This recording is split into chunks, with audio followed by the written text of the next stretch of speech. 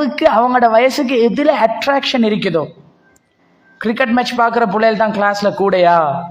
நாங்கள் சும்மாவே cricket match பார்க்காட்டியும் just பெய்த்து அந்த ஸ்கோரை பார்த்துட்டு வந்துட்டு, இந்த பிளேயர் எப்படி அடிச்சானா, நல்லா அடிச்சானா, அவன் 3 விக்கெட் எடுத்தானா, சும்மா நான் பார்க்குறதே. இப்போ எனக்கு கிரிக்கெட்டில் இன்ட்ரெஸ்டே இல்லை, பார்க்கறதே இல்லை.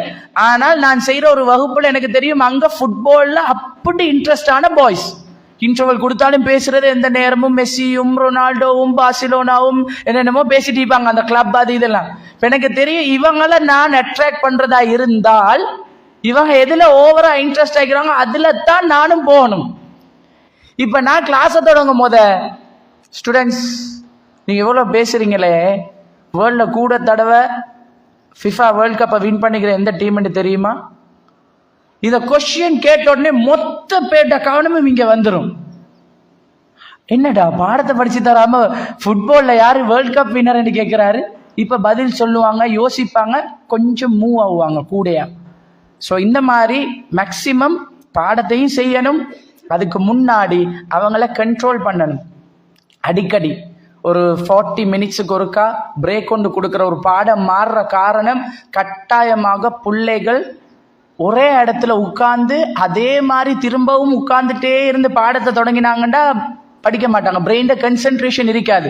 பிரெயினுக்கு ஒரு ரிலாக்ஸ் தேவை, ஒரு சேஞ்ச் தேவை. இப்போ நீங்கள் கட்டாயமாக சின்ன பிள்ளைகளுக்கு என்ன செய்வாங்க, பாடம் முடிஞ்சா அடுத்த பாடம் வரும்போது ஒரு 2 தடவை எலும்பணும், உட்காரணும். இது ஜஸ்ட் ஒரு சேஞ்ச். அதே மாதிரி பிரெயினுக்கு இப்போ நாங்கள் பைக்குக்கு பெட்ரோல் கொடுக்குற மாதிரி பிரெயினுக்கு ஆக்சிஜன் குறைய குறைய குறைய போர் அடிக்கும், படிப்பு ஏறாது.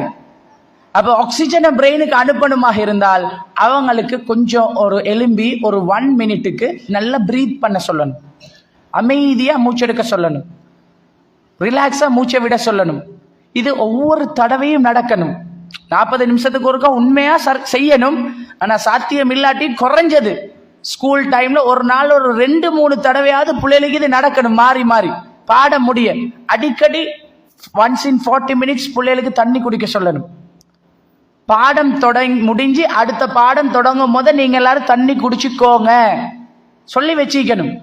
அப்ப அவங்க எழும்புவாங்க. இதுதான் சைக்காலஜிக்கல் சிஸ்டம். இன்றைக்கு ஸ்ரீலங்கால இந்த நடைமுறைகள் ரொம்ப குறைவு, உண்மையா குறைவு. பாடம் நடந்துட்டு இருக்கும் போது ஒருத்தன் தண்ணிண்டுவான், தண்ணி தாவண்டுவான். ஒருத்தர் குடிச்சா எல்லாருக்கும் தாவம் வந்துடும். தண்ணி குடிச்சே 10 நிமிஷம் கிளாஸ்ல சரி.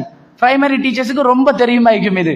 அப்ப அந்த 40 மினிட்ஸ்ல ஒரு டீச்சர் போயிட்டு அடுத்த டீச்சர் வர்றதுக்குள்ள தேவையானவங்க தண்ணி குடிச்சுக்கோங்க. தண்ணி என்ன செய்யும்டா, H2O, அந்த தண்ணியில இருக்கிற O ஆக்சிஜன் தானே, பிரெயினுக்கு அந்த ரத்தத்தின் மூலமாக ஆக்சிஜன் மிச்சம் தேவை, ரிலாக்ஸ் ஆகுறதுக்கு, கன்சென்ட்ரேட் பண்றதுக்கு. இப்படி பல தகவல்கள் இருக்குது. ஸோ இன்ஷா அல்லாஹ் நாங்கள் சுருக்கமாக முடிக்கணுமே, டைம் தாண்டிட்டு. ஸோ இன்ஷா அல்லாஹ் நாங்கள் இது நான் ஜஸ்ட் ஒரு பேசிக்